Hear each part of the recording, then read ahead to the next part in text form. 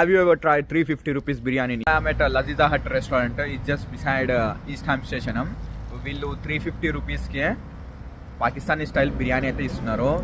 350 రూపీస్కి ఇంకా వీళ్ళు చికెన్ పులావ్ కూడా సర్వ్ చేస్తున్నారు. 3 poundsకి వీళ్ళ దాల్ అండ్ చావల్ ఉన్నది, రైస్ అండ్ దాల్ కూడా సర్వ్ చేస్తున్నారు.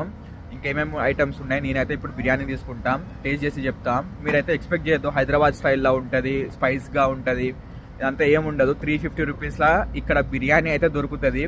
ఒక పూటకు గడిచిపోవాలంటే ఇది తింటే సెట్ అయి ఉంటుంది.